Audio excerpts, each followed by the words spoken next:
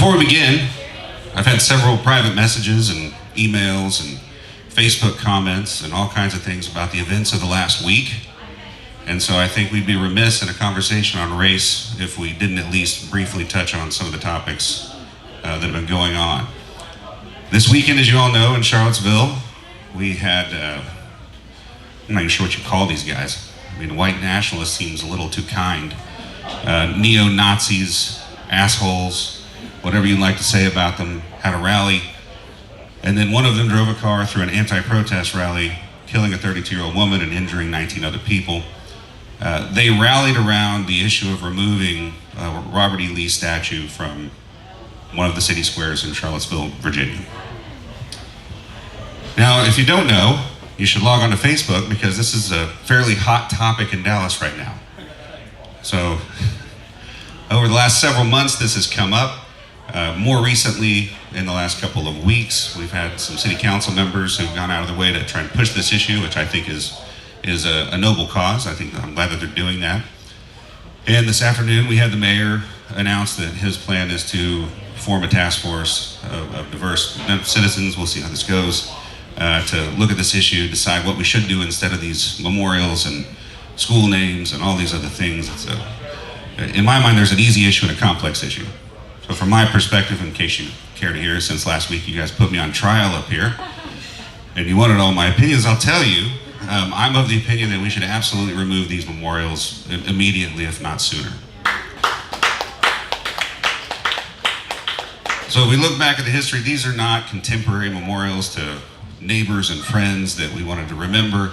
These are things that were done in the 1950s and 60s in response to the Civil Rights Movement. So that statue of Robert E. Lee hasn't been sitting there since the Civil War. We didn't name our schools in 1865, Robert E. Lee or Stonewall Jackson or anything else. We did this less than 80 years ago as a message to say, no, we're still in control here and you better watch out. And I think that that is a travesty, and we shouldn't, in a modern, what I hope is a more enlightened society, although I'm starting to doubt that more the more news I watch, we just can't stand for it. So we've got to remove these things. It's going to be a process, guys, so don't get upset when it doesn't happen next week. Some of these things, I know. We just need some, I've heard that argument too. We just need a truck and a rope and we'll pull them down. But part of the issue here is, like I said, there's a simple issue and there's a complex issue. The simple issue is, do we take them down or do we change the names or not? To me, that one's easy. The answer is yes, absolutely. There are some people that like to make these arguments about this is erasing history or all these things. I am of the opinion that no one is going to forget about the Civil War Robert E. Lee if we don't have a statue of him in Lee Park, or if we don't have a school named after him in Lakewood. Right? His memory is going to continue, but we need to remember the thing that we're memorializing people for is important.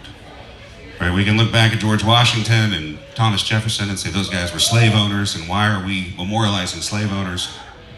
It's a fair question, but I don't think that anybody put up a memorial of George Washington because he was a slave owner, right? We are remembering him for the things that he did to found our country in spite of his evil deeds, not because of them. Well, the traitor issue, it doesn't hold a lot of weight for me, but I see why people make the argument. But here with Robert E. Lee and Stonewall Jackson, we are memorializing these guys specifically for their evil deeds, not in spite of them. And I think that's an important distinction to remember when we're trying to decide which memorials should we keep and which ones should we tear down. Why do we do this in the first place?